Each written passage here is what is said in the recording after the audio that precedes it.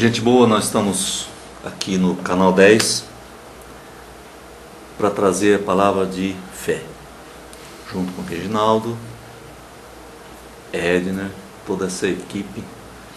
Que Deus esteja nos abençoando, abençoando a nossa terra. Nesses dias, a gente está aí já pensando na Semana Santa e essas coisas. Eu queria ler então um texto a respeito de Jesus, que está em João, no capítulo 19, versículos 28 até versículo 30. Versículo 28 a 30. Diz assim essa palavra. É uma palavra de fé, porque é uma confiança que nós temos que isso seja verdade, real, e tem importância para a nossa vida. Tá? Mais tarde, sabendo então que tudo estava concluído, para que a Escritura se cumprisse, Jesus disse: tenho sede.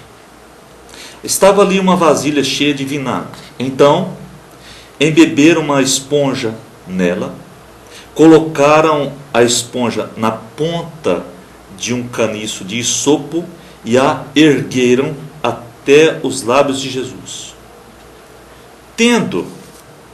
Tendo-o provado, Jesus disse: está consumado. Com isso, curvou a cabeça e entregou o Espírito.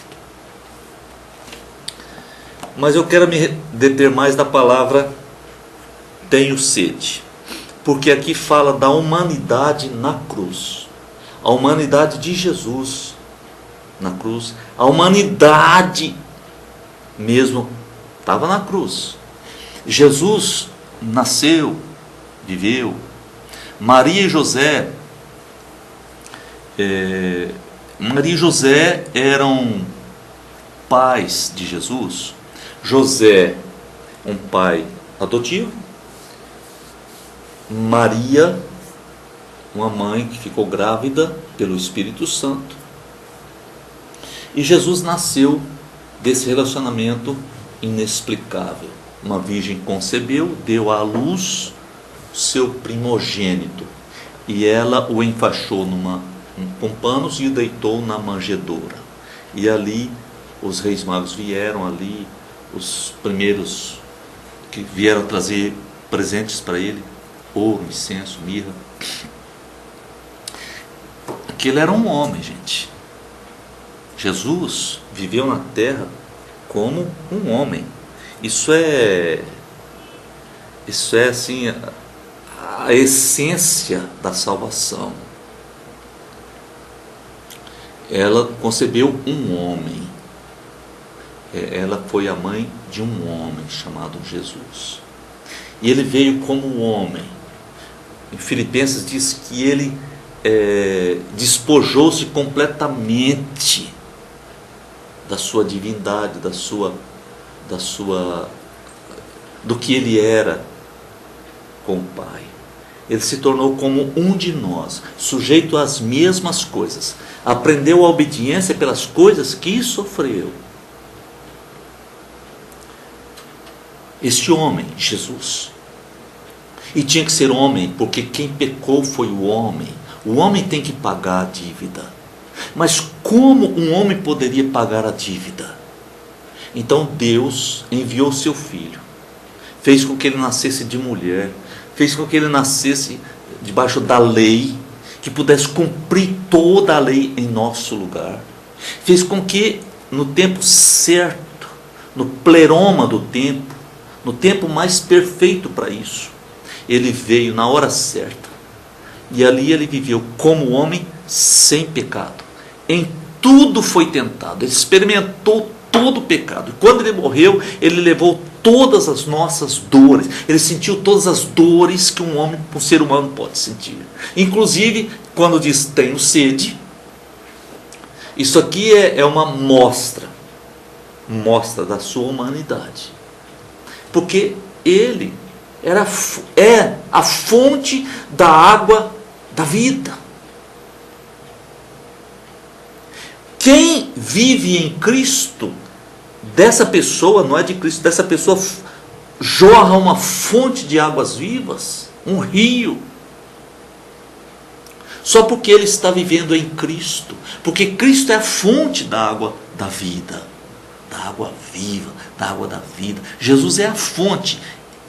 Ele diz: eu sou. Eu sou. Jesus é a água. Entretanto, ele diz: tenho sede. Isso porque o corpo dele era humano mesmo.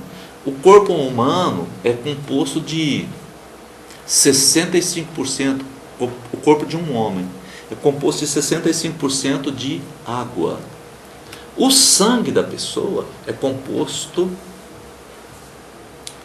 de 95% de água.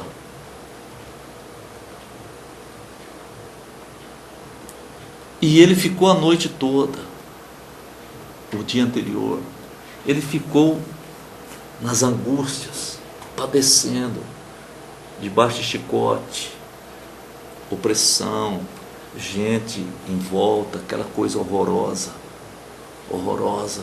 Ele padeceu as nossas dores.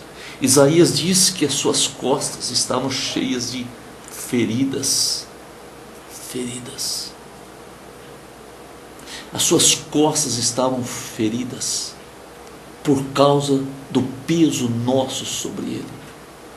Mas ele não abriu a boca para reclamar. Ele não abriu a boca para dizer: por que eu estou passando por isso? O que eu fiz? Que coisa horrível, não aguento mais. Ele reclamou, ele disse: tenho sede.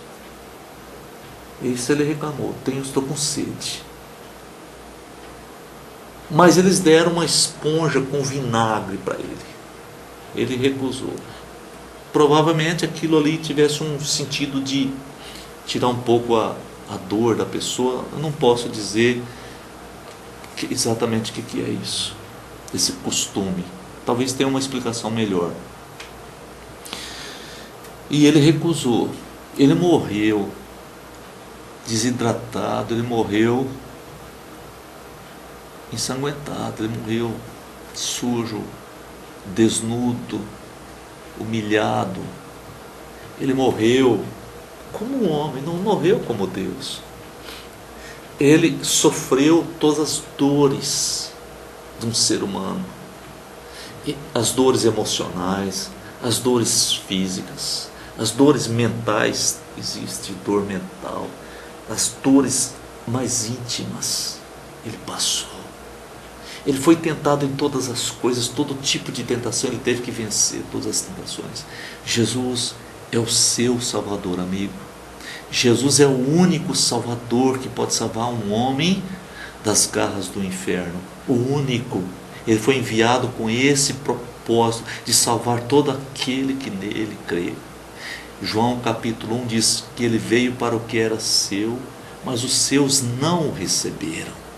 E acrescenta: mas a todos quantos o receberam, deu-lhes o poder de serem feitos filhos de Deus. Quem? Os que creem no seu nome. Porque ele veio para o que era seu, mas os seus não o receberam. Levaram para a crucifixação, para a cruz, levaram para Pilatos, e fizeram horrores com ele, perseguiram durante todo o seu ministério. E ali estava um homem morrendo por você, por mim. Sabe, nós temos a tendência de dizer: não, Deus não precisa fazer isso por mim, porque fui eu que pequei. Eu quero te dizer uma coisa: o prazer de Deus está em nos salvar. O prazer de Deus não está em nos condenar. Deus tem prazer em nos salvar. E o sangue de Jesus é a única maneira de cobrir pecados. Única maneira. Se você ler o Velho Testamento todo, você vai ver que o templo tinha cheiro de sangue.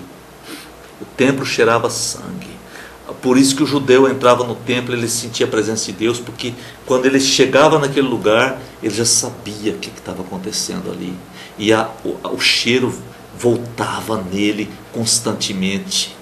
Quando ele lá na sua fazenda, ele matava um animal, ele sentia o cheiro de sangue, ele lembrava do templo.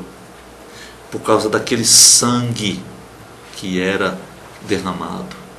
Entretanto, o sangue de Jesus é que salva pecados. Aquilo que aconteceu no Velho Testamento, aquilo que eles fizeram desde o Levítico, era uma sombra sobre Jesus, de Jesus. Era uma sombra a respeito de Jesus, para ensinar que somente o sangue pode cobrir pecados, mais nada. Mas só que agora o sangue de touros, de bodes, de ovelhas foi totalmente abolido, foi substituído. Por isso que João Batista, ao ver Jesus passar, ele diz: aí está o Cordeiro de Deus que tira o pecado do mundo. Esse é o Cordeiro de Deus. E os discípulos de João deixaram João e foram seguir Jesus, porque João dizia: ele é o Cordeiro de Deus, não sou eu. E ali era um homem, quando ele enfrentou os fariseus, os saduceus, os escribas e tal, aquela coisa terrível que acontecia, aquela opressão que eles faziam contra Jesus, uma opressão satânica terrível.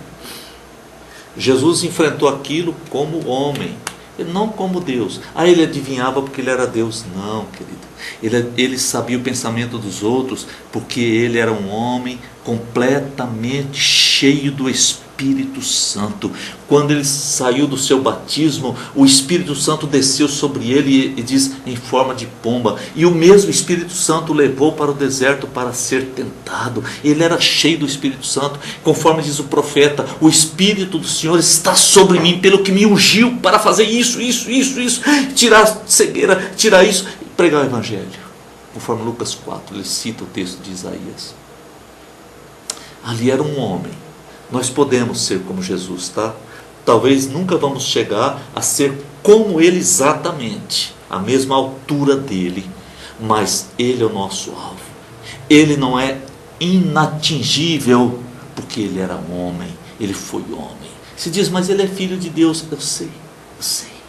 Falta estudar Filipenses. Em Filipenses diz claramente que ele abriu mão exatamente dessa condição, para ser homem. Você diz, e aí, como é que eu entendo isso? Não sei, eu também não consigo compreender isso. Está acima, isso está acima, isso é de Deus. Não sei se na eternidade vai ter explicação sobre isso, mas lá nós vamos entender isso com clareza. Para nós isso vai ficar claro, mas agora ainda é meio obscuro.